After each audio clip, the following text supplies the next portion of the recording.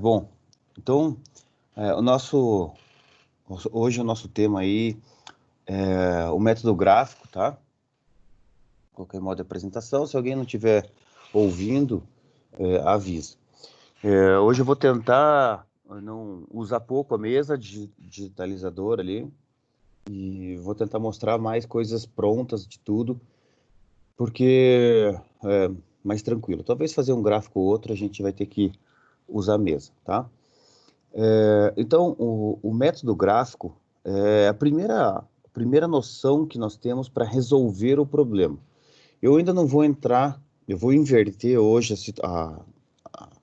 o normal seria eu mostrar a primeira forma padrão e depois eu mostrar o método gráfico. Eu vou inverter porque quando eu mostrar o método gráfico, a forma padrão hoje, eu já vou mostrar a forma tabular e aí eu já vou fazer a formalização de um modelo, tá? Vou pegar um exercício aí, a gente vai formalizar ele e tentar escrever ele da melhor maneira possível já para como vai nos artigos, na tese, na dissertação. Já vou escrever com Word mesmo para quem souber, quem quiser aprender a fazer, quem não sabe vai aprender a fazer. Então a gente já vai unir o útil ao agradável, tá? Então o método gráfico, ele é um método que pode parecer bem simples. Ele chega até a ser, fala assim, pô, né, é desnecessário aprender esse método gráfico hoje num mundo onde que a gente tem internet, tem uma série de coisas, né? Mas a ideia do método gráfico nesse instante aqui é para dar um embasamento para que a gente possa transformar o raciocínio lá do forma padrão, que a gente vai ver daqui a pouco, para daí a hora que a gente começar a resolver com o simplex, que a gente vai começar hoje, talvez, não sei se vai dar tempo, mas na próxima aula, com certeza, para começar a preparar o terreno para que vocês possam entender com bastante detalhamento a geometria do método simplex. Por que que o método simplex funciona? Por que que esse método garante a otimalidade? Então, o método gráfico é aquela introdução lógica para preparar o terreno no cérebro de cada um de vocês para que a parte teórica depois possa fazer sentido, né? Até porque a gente consegue visualizar as coisas em 2D, né, que é o que a gente vai fazer agora, talvez em 3D, com a ajuda de um recurso computacional, e em 4D, se alguém conseguir ver um gráfico aí, me avisa que a gente vai ver que a quarentena não está fazendo muito bem, não. Mas, né, então, o método gráfico, basicamente, a gente representa com problemas com duas variáveis apenas, tá? O eixo x, eixo y, vai virar nosso x1 e x2, e é justamente para dar essa fundamentação aí do teorema fundamental de PL, ou depois a gente vai ver que o teorema forte e o teorema fraco de programação linear, tá? A ideia, então, é da geometria mesmo do problema, e obviamente que ele é limitado, né? Só vai ver dois níveis. Então, imagine um modelo desse jeito aí. Maximizar 4x1 mais 1x2, sujeito às seguintes restrições. 2x1 mais 3x2 menor ou igual a 12, 2x1 mais x2 menor ou igual a 8, os dois x1 e x2 maior ou igual a zero, ou seja, não negativos. Problema de maximizar clássico, que tem aí, que é o exercício 1 e todos os livros e todos os materiais que vocês vão enxergar.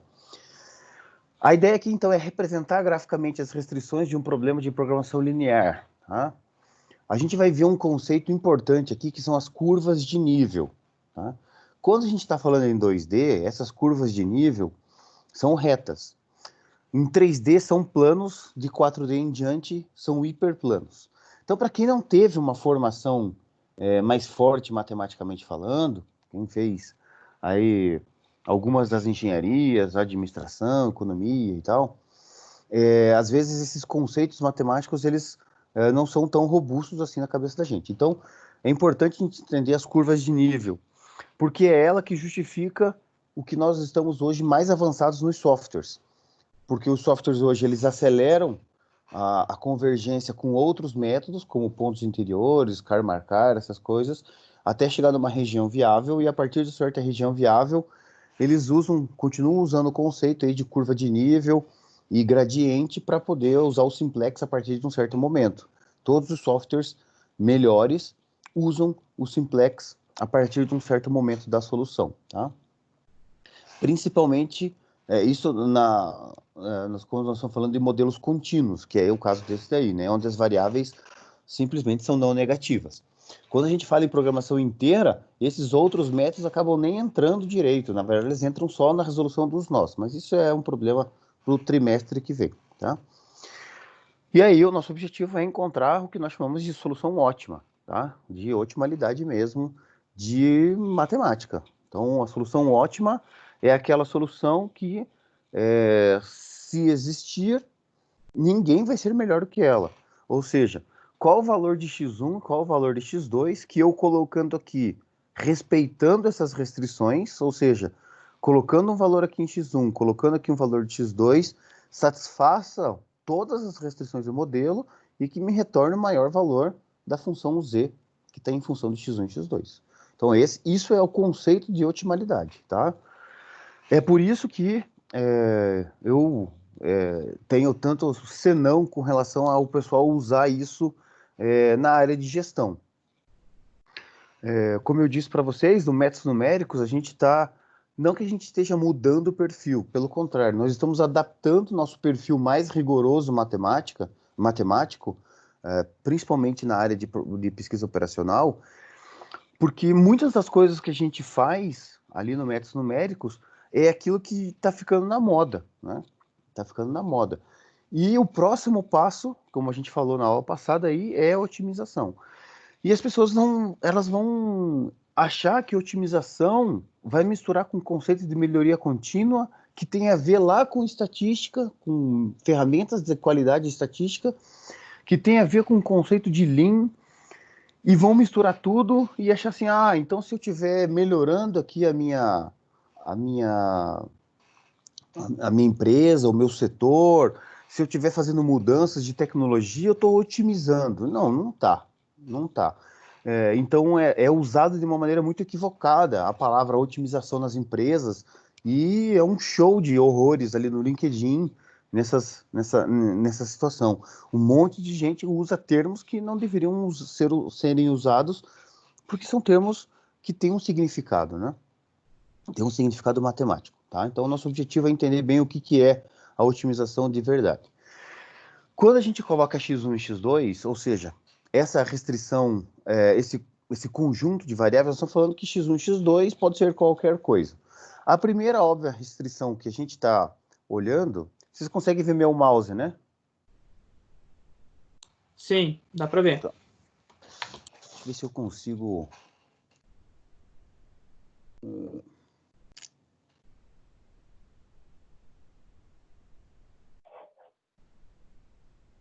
Queria usar o ponteiro aqui. Bom. Mas o mouse é suficiente. Então, a primeira restrição, obviamente, é x1 e x2, onde x1 e x2 poderia ser qualquer valor, né? Valor positivo, negativo, mas como ela é maior ou igual a zero, ou seja, eu me resumo ao primeiro quadrante aqui. Ou seja, em cima do eixo x, em cima do eixo y e todo positivo. Tinha infinitos dados, agora continua tendo infinitas possibilidades. Porém, já é metade, né? Assim, forçando bem a barra, né? Para quem sabe, quem fez matemática, se a gente tinha infinitas possibilidades agora tem infinitas sobre 4, né? Já diminui 4 vezes. Continua sendo infinito, mas eu diminui 4 vezes. É brincadeira, tá? Muito bem. Aí, eu vou para a primeira restrição. Muito bem. Então, a primeira restrição ali, ela é uma restrição... Primeiro, agora a gente vai entender um pouco melhor. Eu sei que para alguns de vocês é repetitivo isso que eu já tinha comentado, mas isso aqui é uma reta, né? Isso aqui é uma reta. Eu vou até ligar aqui o negócio, que daí eu consigo fazer alguns comentários. Então, vamos lá.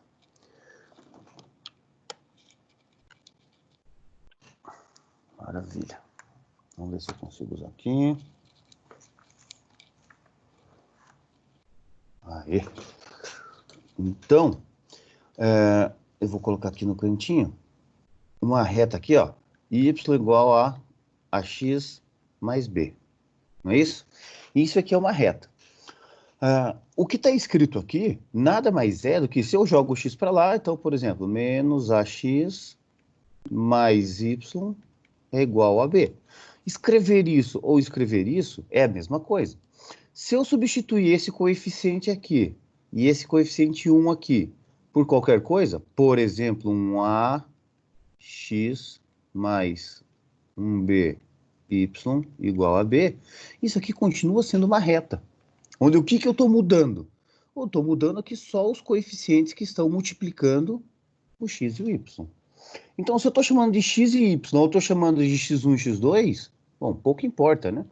E esse Bzinho aqui é o que nós chamamos de termo independente, que é o 12, tá? Então, a princípio, é isso que a gente está olhando. Acontece que a minha relação aqui é uma relação de desigualdade, menor ou igual. Mas a gente aprendeu lá na 7ª série, o que hoje é a 8ª, que quando a gente tem uma igualdade, a gente tem uma reta. Né? Uma igualdade aqui, nós temos uma reta. Uma reta a gente sabe desenhar. Bastam 2 pontos para a gente desenhar uma reta. Então é isso que a gente acaba fazendo aí em PL. A primeira coisa é transformar isso aqui numa reta. Muito bem. Tenho 2 maneiras de fazer isso aqui. Eu posso simplesmente vir aqui, colocar 2 pontos que satisfaçam essa igualdade. Então, por exemplo, aqui eu poderia colocar aqui 0 para x1, x2 é igual a, ficaria x2, se aqui é 0, aqui ficaria 4, 4 vezes 3, 12, e se eu colocasse 0, por exemplo, para x2, isso aqui ficaria 6. Então, se eu pegasse aqui 0 em x, 4 em y, seria esse pontinho aqui. Se eu pegasse 6 e 0, 3, 4, 5, 6, aqui, eu teria esse pontinho aqui. Certo? Muito bem. Isso é uma das maneiras de fazer. A outra maneira de fazer é isolando. Então, que seria assim. Eu isolo um valor. Então, o x2, deixo o x2 em função de x1, como seria isso daqui, tá? Como é a nossa reta. E vou substituindo. Arbitro um valor para x1, escolho o x2. Arbitro o valor de x1, escolho o x2. Muito bem. Uma vez que eu tenho isso, eu tracei a reta que nós temos, que nós precisamos lá. A reta, essa reta aqui representa a nossa restrição 1, representa a nossa restrição 1 aqui. Tudo bem? Só que o problema é que a nossa reta não é uma igualdade, é uma desigualdade. Então eu tenho que olhar qual é o lado que satisfaz essa desigualdade. Por quê? Quando a gente está numa desigualdade, a reta é simplesmente um limitante da definição de um semiplano, tá? Então, eu tenho que ver o seguinte, qual é a garantia? Que a reta, ele é o limitante, ele é a fronteira do semiplano. Ou seja, se tem um ponto qualquer de um lado que satisfaz a restrição, ou seja, qualquer ponto desse lado também vai satisfazer. E, consequentemente, qualquer ponto do outro lado da reta não vai satisfazer. A gente faz um teste. Imagina, pega o 1, 1 aqui. Pega o 1, 1. 2 vezes 1, 2, mais 3 vezes 1, 3, 2 mais 3, 5. 5 é menor que 12? Sim, ok. Então, esse ponto aqui satisfaz. Logo, é só esse triângulo aqui de baixo. Toda essa parte em azul, a gente joga fora. Então, tá aqui. Ou seja, antes eu tinha infinitos pontos, reduzi para o primeiro quadrante, agora com a primeira equação, reduzi para esse triângulo aqui. Qualquer ponto aqui dentro desse triângulo, isso é importante lá para depois a gente entender a geometria do simplex. Quando a gente colocar assim, começar a escrever lá, seja x um ponto do Rn que satisfaça as condições. Nós estamos falando exatamente desse tipo de coisa aqui. Ou seja, qualquer ponto aqui dentro vai satisfazer, tá? Faço a mesma coisa com o segundo. Então, 2x1 mais x2 menor ou igual a 8, isolo 1, ou faço 2 pontos, né? Escolho x1 é 0, x2 vale 8, 0 e 8, tá aqui o ponto, né? E x2, x1 é 2, logo x2 é 4, tá aqui o outro ponto. Traço a minha reta, e aí vejo lá, satisfeito, vejo o lado que satisfaz de novo o hiperplano, menor ou igual. Escolho um outro qualquer, o 0, 0. 0 é menor que 8, sim. Logo, a gente acaba colocando uma flechinha, tá? com o tempo, a gente acaba colocando uma flechinha assim, ó, daqui para cá e daqui para cá. Tudo bem? A gente acaba fazendo esse aqui para não ficar poluindo muito, né? Porque a gente ficar pintando aqui fica bem poluído. Muito bem. Acontece que esse triângulo aqui, ele satisfaz a primeira, mas ele não satisfaz a segunda. Ou seja, esse triângulo aqui é uma região que não satisfaz todas as condições. Compensação, esse quadrilátero aqui, ele satisfaz tanto o azul, que ele está para baixo do azul, quanto a vermelha. Logo, a minha região viável fica cada vez menor.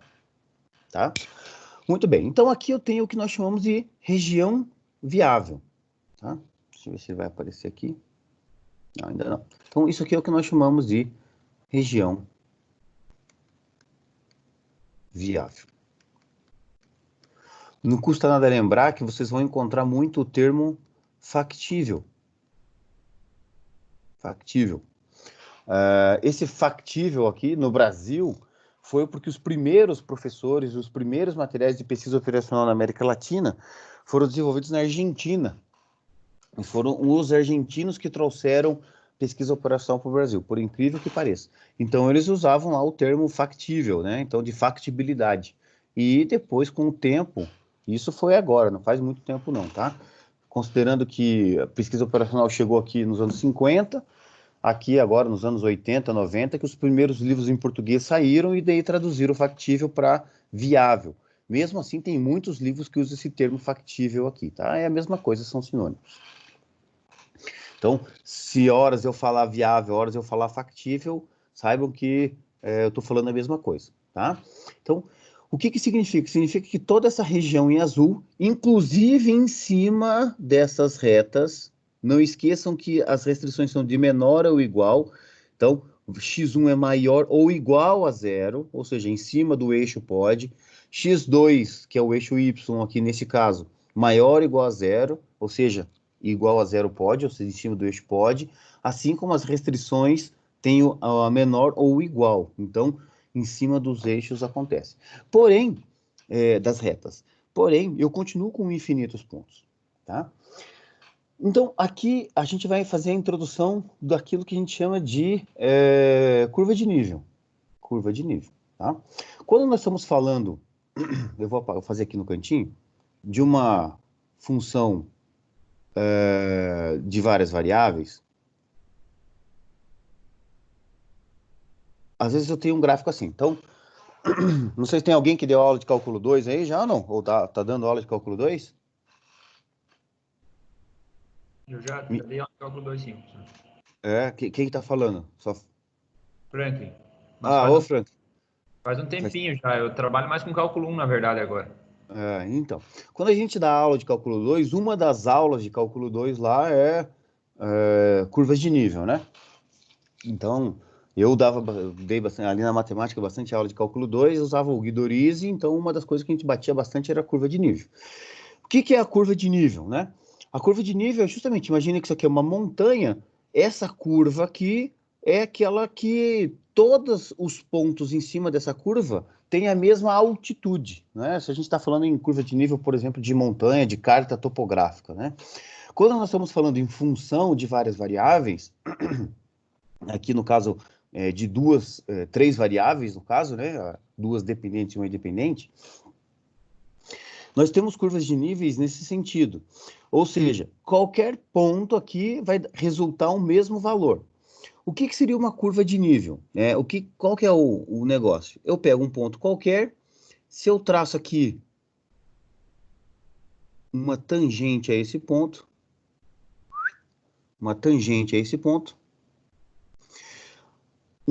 exatamente naquele ponto, se eu aponto uma perpendicular aqui a ela, essa flechinha aqui vai me apontar para a região de maior crescimento. Então, isso aqui, essa flechinha, aponta para a região de crescimento da função.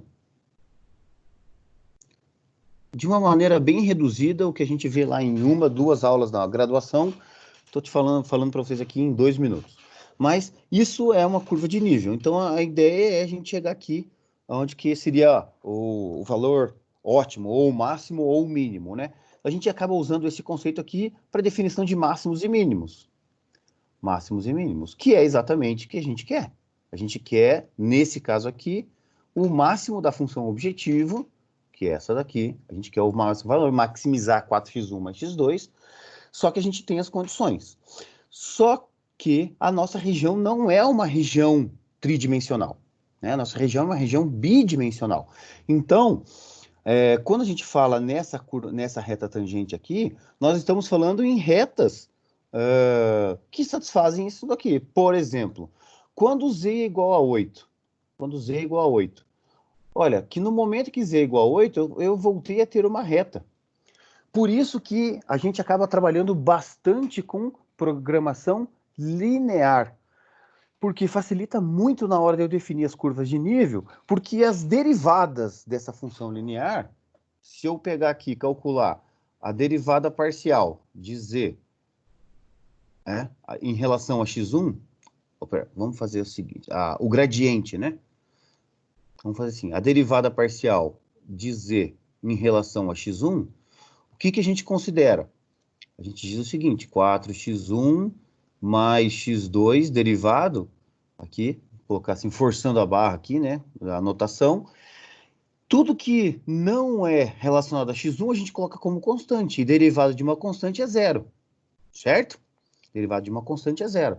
Já a derivada daquilo que tem a variável que é a derivada parcial, derivada de um valor expoente 1, o 1 cai para cá, 1 menos 1 é zero, qualquer coisa elevada a zero é 1, logo a derivada de uma constante vezes o valor da variável é simplesmente a constante. Ou seja, o meu gradiente aqui é 4 e 1, que na verdade ele é composição de derivada parcial em relação a x1, derivada parcial em relação a x2, tá? Por isso, essa é a grande vantagem. O que que é isso daqui? Isso daqui é o que nós chamamos de vetor gradiente. O que que é esse vetor gradiente? É essa flechinha aqui, ó. Essa flechinha. Essa flechinha aqui é o gradiente, ou seja, é um vetor perpendicular a uma curva de nível que aponta para a região de maior crescimento de qualquer função. Particularizando para o nosso caso, que é um caso linear, o gradiente, que é o conjunto das derivadas parciais, é o vetor com todas as posições das derivadas parciais. Aqui eu só tenho duas variáveis, então só vou ter dois termos. Nada mais é do que os coeficientes da função objetivo. Muito bem.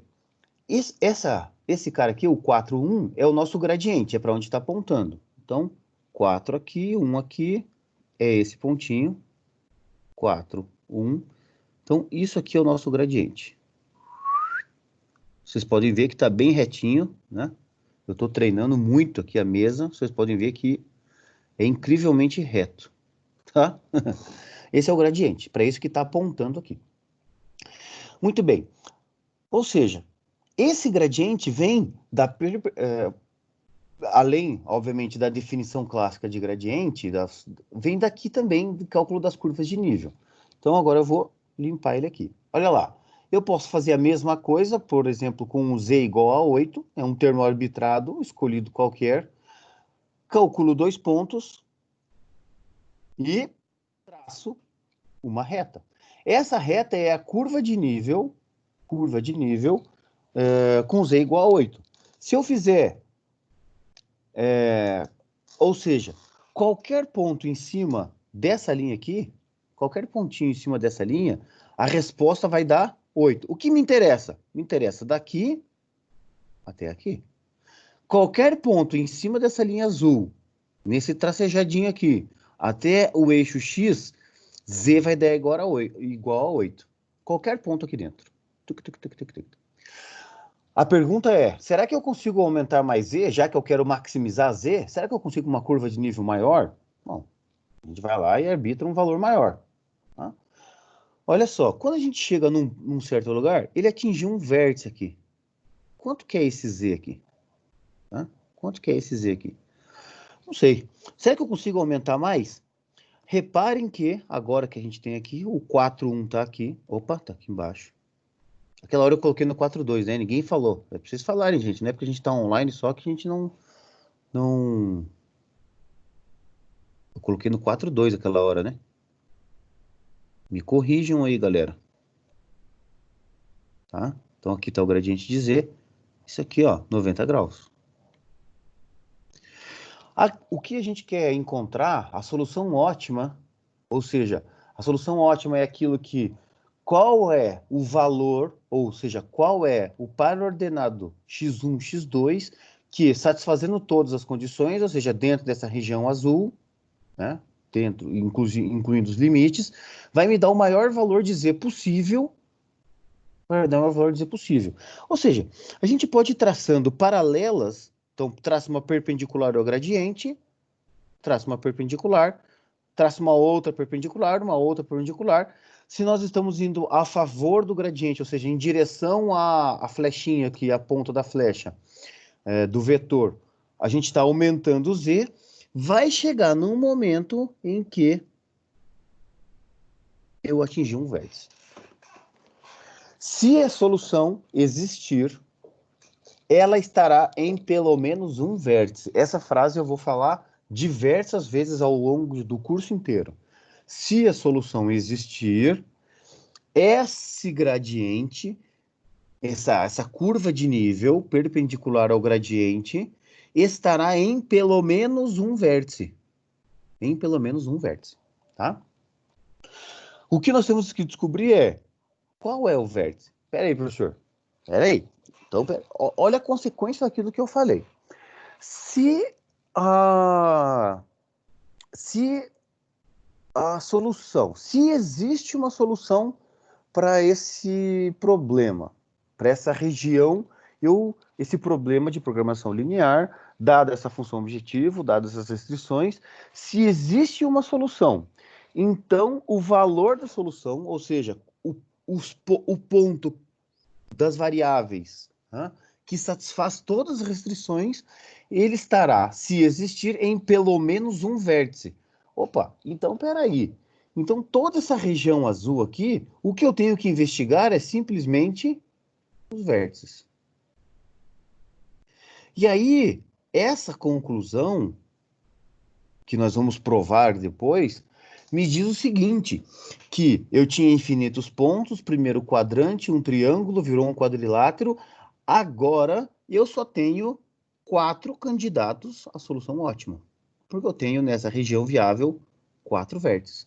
Ou seja, antes eu procurava numa região infinita. A partir de agora, eu estou procurando em 4 pontos. Começa a valer a pena procurar a solução ótima? Pô, super, né? Muito. Porque agora eu tenho que procurar apenas investigar só esses caras.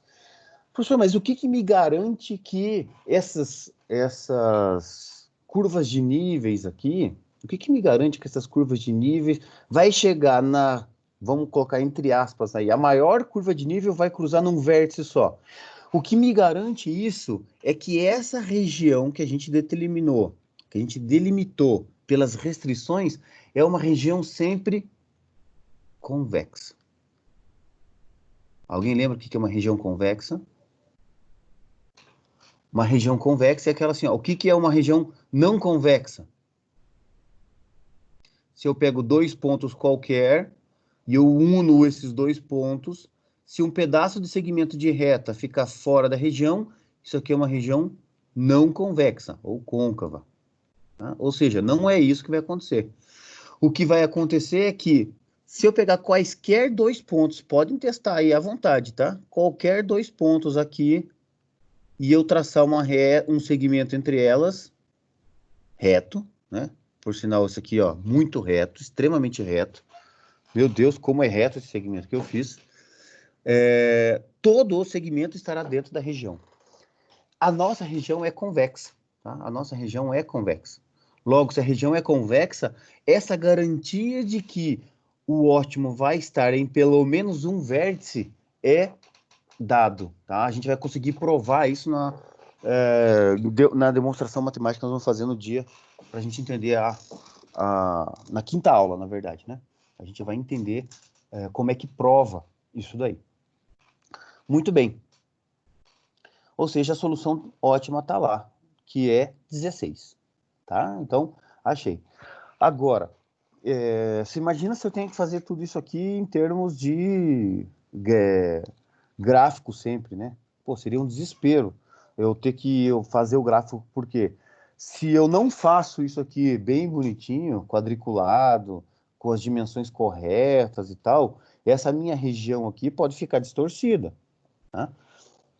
Geralmente, quando a gente está fazendo prova ao vivo, sempre tem alguém que esquece de levar régua, e aí faz isso daqui com carteirinha da Federal, com cartão de crédito, né, com a identidade, aí faz essas retas e fica tudo torto, aí vai olhar no olhão lá e vai falar assim, a curva de nível é aqui, então a solução ótima é aqui, mas na verdade é que o gráfico está todo torto, né? O gráfico está todo torto. Então, a gente tem que entender como é que chega nessa solução sem ter que usar o recurso gráfico, ou melhor, usando o recurso gráfico apenas como um apoio à lógica que a gente está fazendo. Tá? Então a gente acaba usando o que nós chamamos de método analítico. A gente vai definir cada um desses pontos, né? Então a gente chama aqui esse ponto de ponto A, esse aqui é o ponto B, esse aqui é o ponto C, esse aqui é o ponto D. Então, agora vamos lá. Quem que é o ponto A aqui? O ponto A é o 0, 0. Isso aqui é fácil de ver. Quem que é o ponto B? Eu vou fazer aqui a forma tradicional. 0,4. É o 0,4, certo? Mas esse ponto B, como é que eu sei que ele é o 0,4? Além de, obviamente, ser fácil de olhar. Eu sei que ele é o eixo x2, aqui no caso, né? Então, aqui nós estamos falando aqui é x2, aqui é o eixo x1. Tá? Quem esse ponto? É a interseção de quem? Quando x1 é igual a 0, ó, porque é o eixo x, né? x1 é igual a 0. E a restrição em azul. Alguém lembra qual que era a restrição em azul? É que eu não quero sair daqui, senão eu vou acabar apagando. Era... Eu não entendi a pergunta, professor. É o 2x1 mais 3x2 não é igual a 12? Não, Menor que 12. A primeira é essa? Já A vamos primeira ver. é essa, aham. 2x1. Ah, foi. Droga, perdi tudo. Então tá lá, ó, é 2x1, 3x1, x também não é igual a 8. Pronto. Vamos voltar lá.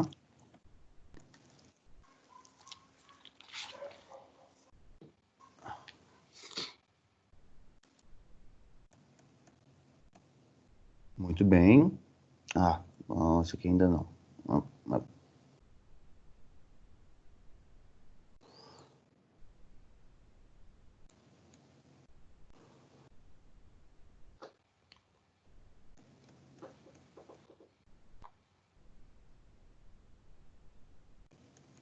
Esse aqui é o outro já.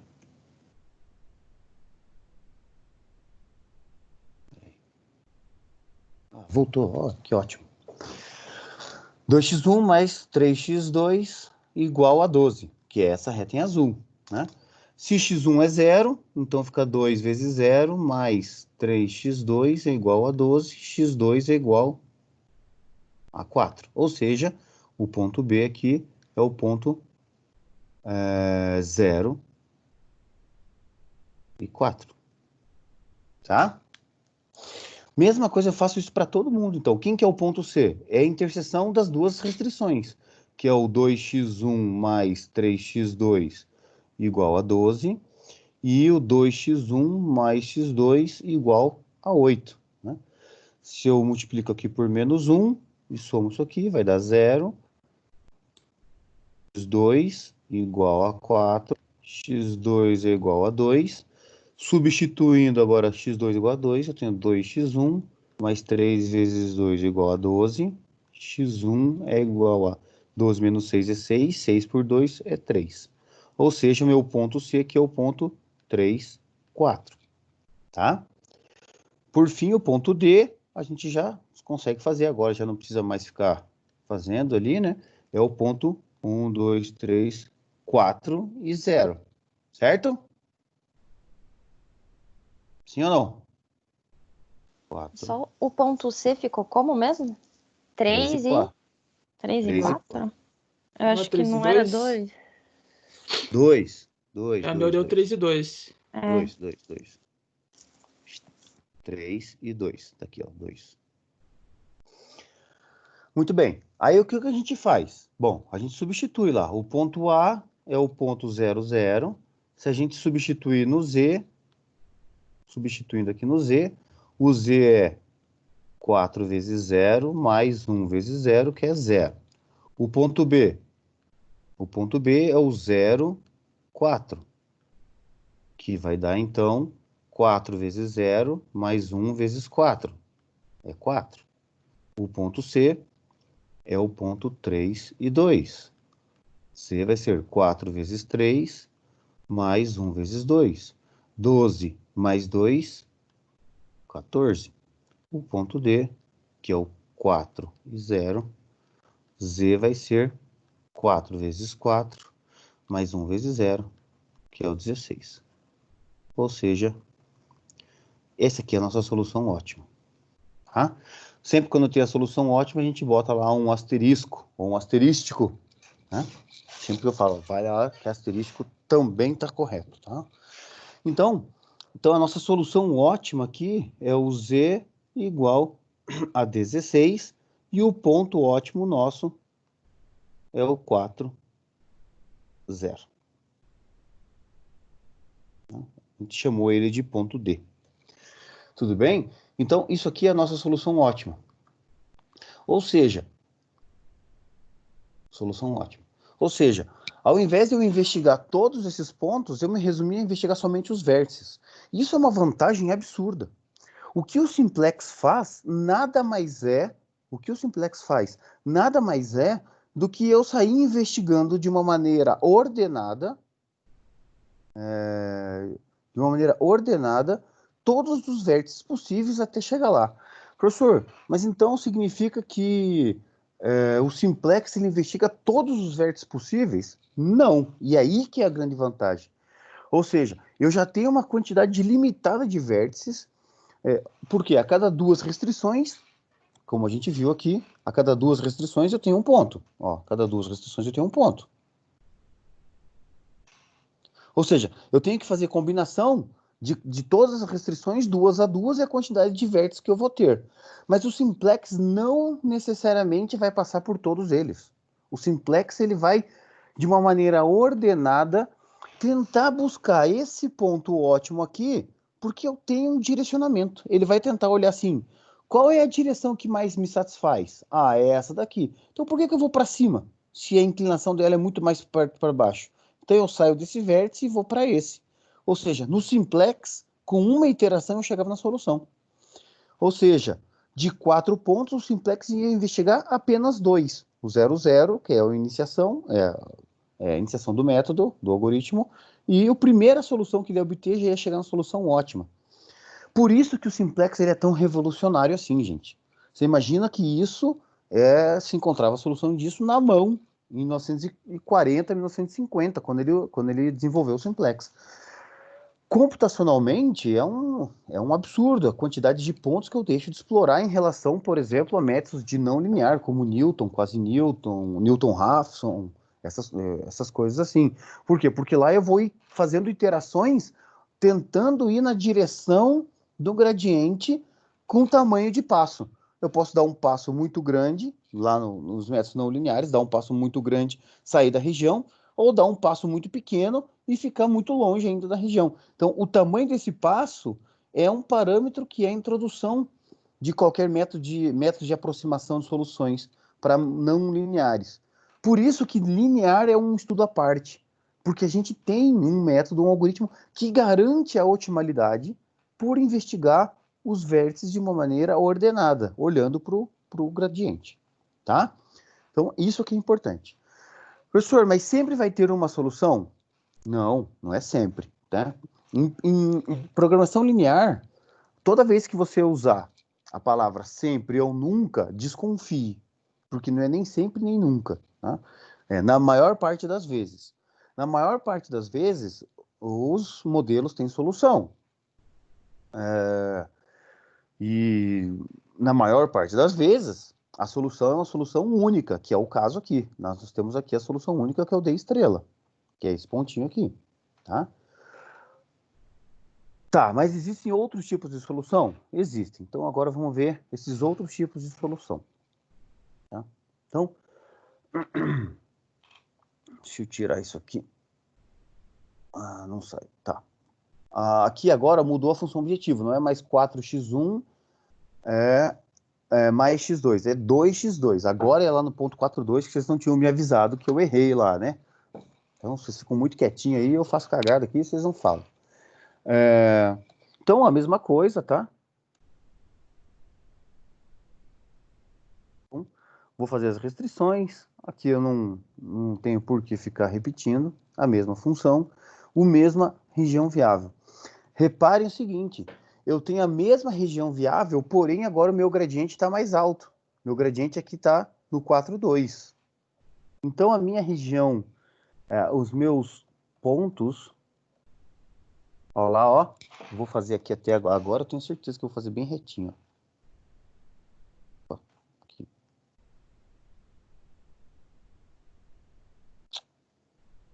Incrível como eu já tô bom nessa mesa digitalizadora, hein? Incrivelmente reto, né, galera? Vocês não acham? Então, olha só. Olha lá, o gradiente indo perpendicular ao gradiente. Porém, na minha última curva de nível, perpendicular ao gradiente, o que aconteceu? Ela coincidiu com uma das restrições. Ela coincidiu, ou seja, tanto esse vértice aqui, que era o C, quanto esse aqui, eles estão na última. Se eu aumentar um pouquinho mais o Z, a curva de nível inteira sai da região viável. Tá? Ou seja, qualquer ponto daqui até aqui, em cima dessa restrição que coincide com a curva de nível, é a solução ótima. Logo, nós estamos no caso aqui de múltiplas soluções ótimas. Tá? Ou seja, aqui vai dar... Vamos pegar aqui, ó. Z... aqui era 3 e 2, certo? Então, é 4 vezes 3, mais 2 vezes 2, que vai dar 4 vezes 3 é 12, mais 4, 16. E se a gente colocar no outro, que era o 4 e 0, 4 vezes 4, mais 2 vezes 0, também dá 16. Você veja que eu tenho o mesmo valor. E qualquer ponto aqui também vai dar 16. Ou seja, o valor da função objetivo é 16. Tem um valor ótimo. Porém, os pontos que satisfazem esse Z, ou seja, que são os ótimos, é uma infinidade de pontos. Eu tenho infinitas soluções ótimas, infinitos conjuntos x1 e x2, cujo valor, ao substituir no Z, dá 16. Tá bom? Então, isso significa múltiplas soluções ótimas. Ou infinitas soluções. O que eu tenho aqui? Uma combinação linear, tá? Uma combinação que a gente chama de combinação convexa, porque além de ser uma combinação linear, esse lambda aqui está entre 0 e 1, eu tenho uma combinação. Se o lambda aqui for 0, 4 e 0, mais 1 vezes 3 e 2, ou seja, a minha solução é 3 e 2. Se o meu lambda aqui for 1, isso aqui vai para 0, eu tenho a solução aqui. Aqui é menor ou igual, tá? Tá faltando aqui. Ou seja, tantos nos vértices, mas qualquer combinação disso, isso aqui é como a gente define segmento de reta. Segmento de reta é a combinação convexa. Por que é a combinação convexa? Porque é uma combinação linear cuja soma de todos os coeficientes lineares vai dar 1. Então, se eu pegar lambda mais 1 menos lambda, isso aqui vai dar 1. Tá? Quando a soma de todos os coeficientes lineares de uma combinação linear der igual a 1, nós chamamos isso de combinação convexa. E é isso que a gente tem aqui. Tudo bem? Então, é o caso de soluções, infinitas soluções. Qualquer pontinho desse segmento vai dar 16 na função objetivo. Outros casos especiais aí. Então, a gente está falando de maximização. Aqui nós estamos falando de minimização. Vamos dar uma olhada aqui onde está o gradiente. 2 2 e 3, só repetindo a lógica para fazer mais uma vez, né? O gradiente de Z no caso, duas variáveis, é a derivada parcial de Z em relação a X, a derivada parcial de Z em relação a Y, que na verdade é 2 e 3, tá? Obviamente que essa parte aqui, com o tempo, a gente acaba nem escrevendo mais, tá? Nós vamos direto para cá, porque na verdade é só os coeficientes, né? Então seria 2 e 3, tá aqui o 2, 3 mais ou menos aqui. Ó, o meu gradiente está apontando para cá. Gradiente de Z. Muito bem, só que agora eu não quero mais maximizar, eu quero minimizar. Na hora que eu vou fazer as minhas curvas de nível, 90 graus aqui, lembrando como é que eu faço uma curva de nível. Pego um valor de Z qualquer, por exemplo, sei lá, 5, 10, tá? 12, aqui, pego 12, traço uma curva de nível, e depois traço paralelo. Só que como eu quero minimizar, ao invés de eu ir a favor do gradiente, eu vou contra o gradiente. Esse é o último pontezinho aqui. Esse é a última curva de nível que vai atingir. Ou seja, ao invés de eu ir aumentando na direção do gradiente, se eu quero minimizar, eu vou contra o gradiente até chegar num vértice, tá? Aqui tem um detalhe importante. Geralmente, para quem nunca viu programação linear, ou PO, ou para quem já viu há muito tempo atrás, começa a aparecer uma região que não está grudada no 0, 0, já dá um desespero. Então, olha só, x1 é maior ou igual a 1. Então, x1 é maior ou igual a 1 é uma restrição vertical, é daqui para cá, tá? E aqui, ó, eu tenho uma restrição de maior ou igual. Reparem aqui que x mais 2y é essa reta aqui. Se eu colocar o 0, 0, 0 mais 2 vezes 0, 0 é maior ou igual a 4? Não. Então, essa reta daqui para cima. É assim que a gente acaba determinando. Então, essa daqui é daqui para baixo, tá? Ó, então, ó, daqui para cima, daqui para baixo, daqui para a direita, formou esse quadrilátero aqui, tá? Com o eixo x do y maior ou igual a 0. Tudo bem? Então, não dá para sair fazendo louco, fez o gráfico lá, né? Tá lá o gráfico, fez uma reta, fez outra reta, então é isso aqui. Não, pode ser que daqui para cá. Eu tenho que ver o sinal, o que importa é o sinal, tá bom?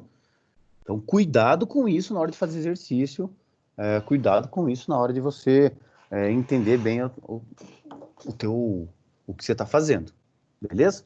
Então, a diferença da minimização para a maximização só é as curvas de nível. Eu determino uma curva de nível e se eu estou minimizando, eu vou contrário, traçando paralelas à curva de nível original, a que você iniciou, ou então desenho o gradiente, faço uma perpendicular e traço perpendiculares no sentido contrário ao que está apontando o vetor gradiente. E aí, quando eu chego na última interseção de uma curva de nível com a região viável, eu tenho a solução ótima. Neste caso aqui, isso para a solução gráfica. Para a solução analítica, eu teria que investigar esses 4 pontos. Esse aqui, então vamos chamar esse aqui de ponto A, ponto B, ponto C e ponto D. Investigo esses 4 pontos. Como é que eu investigo 4 pontos? Defino quem é o A, quem é o B, quem é o C, quem é o D, substituo na função objetivo e aí comparo as 4 soluções. Aquilo que der o menor valor é a solução ótima. Tudo bem? Então não muda nada a não ser que eu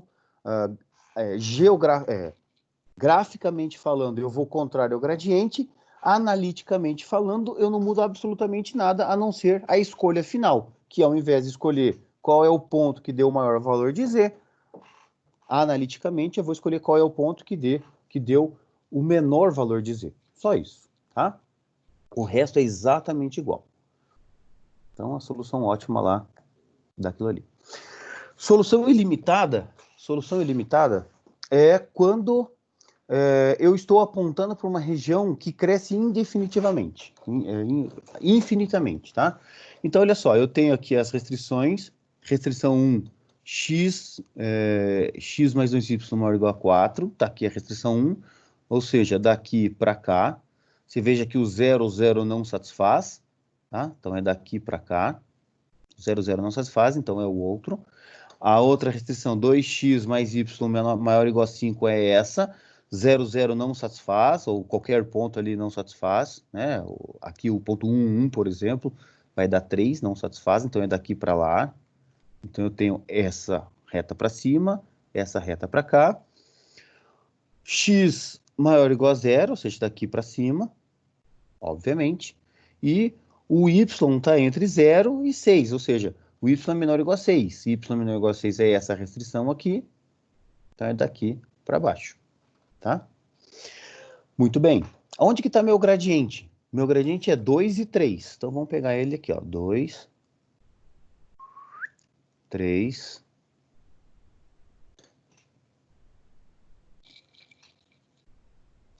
E aqui está o gradiente, mais ou menos, né?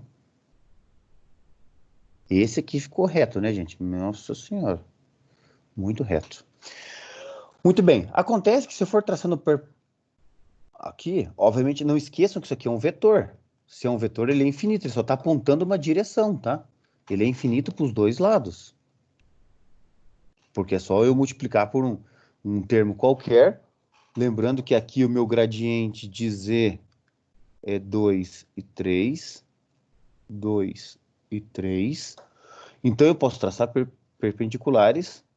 Eu quero maximizar. Então, a favor do gradiente, perpendiculares. E por mais que eu cresça um valor de z, eu sempre encontro uma região. Eu sempre vou encontrar. Porque essa região aqui, ó, para cá, continua crescendo. Qualquer ponto aqui entre o 6 e o 0 aqui do y, para a direita, vai continuar existindo uma solução que satisfaz todo mundo.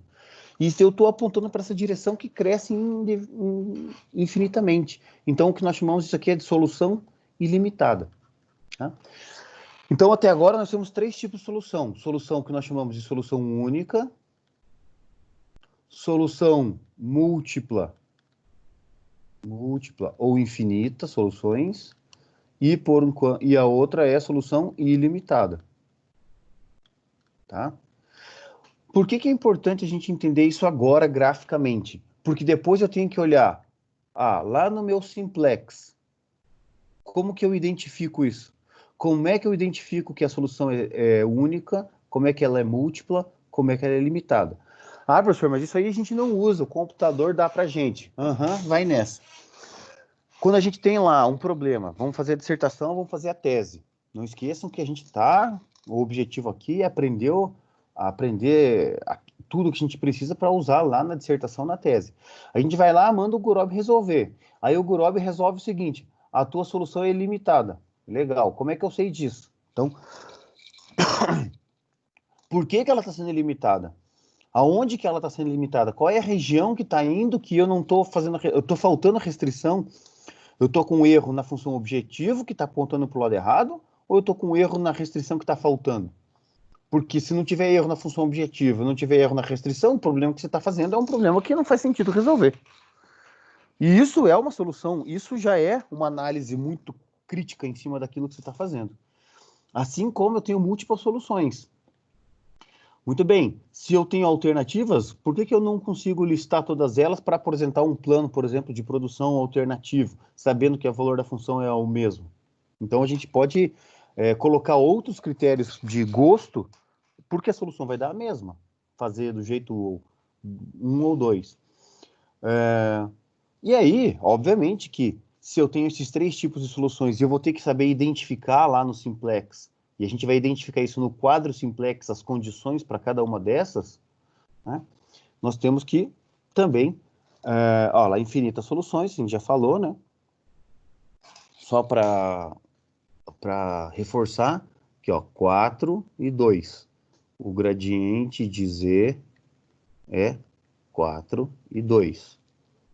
4 e 2. Então, o meu ponto do gradiente está aqui. Agora ficou bom mesmo. Boa, tô impressionado. Então, esse aqui é meu gradiente. Muito bem. Se eu estou minimizando, eu estou indo... Foi só falar, né? Contra o gradiente. Vai chegar uma hora que... Tá aqui. Então, vai coincidir esse segmento de reta aqui, daqui até aqui. Esse cara aqui é perpendicular, tá? Então, infinitas soluções a gente já fez. Reparem o seguinte, como é que a gente consegue identificar infinitas soluções de cara, né? Testes de infinitas soluções logo de cara.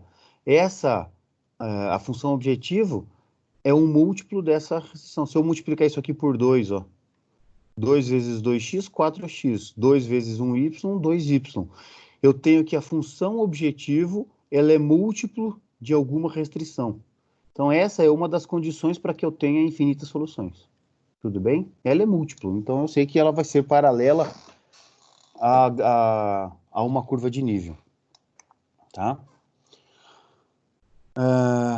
Muito bem, aqui já fizemos. E a solução inviável. Tá? A solução inviável aí é quando eu tenho justamente essa situação. Então, eu tenho lá, ó, 6x1 mais 3x2 maior ou igual a 18. Essa aqui é a restrição. x1 é igual a 0, x2 é igual a 6, está aqui. x2 é igual a 0, x1 é igual a 3, está aqui. E ela é maior ou igual a 18, ou seja, daqui para fora, o 0 e 0, ou o 1 e o 1 não satisfaz essa restrição. Então, é da vermelha para frente.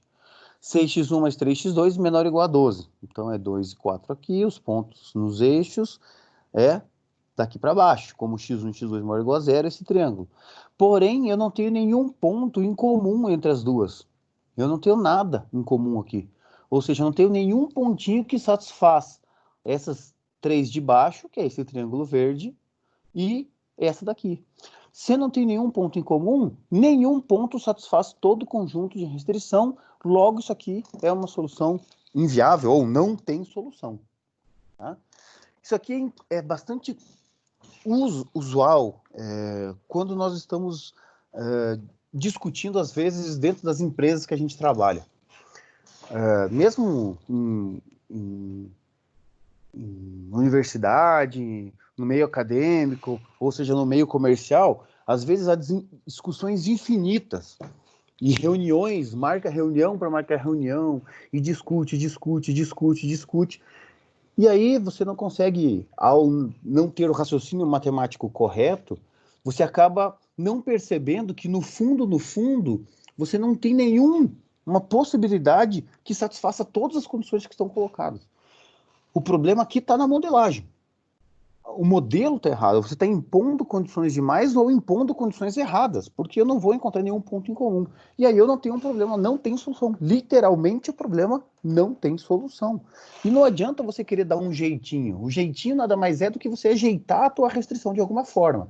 Isto é, dentro das nossas dissertações e teses, se você rodou o problema e a solução voltou como inviável, pode ter certeza que algum tipo de coisa nesse sentido foi colocado lá. Ou tem algum erro na tua restrição, ou as condições que você está tentando obedecer são condições excludentes, você não tem isso. A gente tem alternativas para resolver se o ponto, se ao invés de ser assim, então o ponto tem que satisfazer a primeira restrição e a segunda restrição, impossível. Mas se a restrição fosse satisfazer a primeira restrição ou a segunda restrição, nós temos como fazer. Mas para isso a gente precisa de variáveis binárias que a gente aprende só lá na frente, só na outra disciplina, tá? Então não é o momento aqui agora. Aqui a gente só está preocupado com o e. Eu tenho que satisfazer essa restrição e a próxima restrição e a próxima restrição e todas as outras restrições colocadas no modelo. Então, Neste caso aqui não tem solução. Então a gente tem que tomar muito cuidado no nosso dia a dia, na empresa, na nossa família. Às vezes estamos discutindo problemas que realmente não têm soluções, porque as condições impostas pelos participantes são condições que não têm nenhum ponto em comum. Tudo bem? É isso, tá? Vou manter aqui as coisas. Beleza? Vou salvar aqui. Deixa eu parar de... Beleza, então, pessoal? Essa aqui é a solução gráfica. Vocês estão me vendo aí, né? Sim, tudo certo. Dúvidas aí com relação à solução gráfica? Não. A gente só consegue fazer solução gráfica treinando, tá? Então, a nossa segunda lista, depois eu vou colocar lá, vai ser bastante com relação à solução gráfica. Treinando, treinando e treinando. Não tem outra maneira de fazer. A importância para vocês, mestrados e doutorados, de ficar treinando a solução gráfica agora, não é fazer exercíciozinho de graduação, ou seja, tirar na prova. É compreender o mecanismo de gradiente, de curva de nível e de crescimento ou decrescimento conforme a restrição, para identificar, lá na hora que eu vou investigar analiticamente cada um dos vértices, para onde que está indo o meu gradiente, para onde estão indo as minhas curvas de nível. Porque essa é a base para a gente compreender a geometria do simplex, que é, sem sombra de dúvida, a aula mais difícil que tem de todas. Tá? Então, é importante vocês fazerem exercícios para que fixem, para que compreendam esse mecanismo, entendam essa estrutura geométrica do simplex de uma maneira simples, mas já é o suficiente para entender lá. Tudo bem? Então é isso que é importante agora. Eu vou parar a gravação e aí essa parte acabou.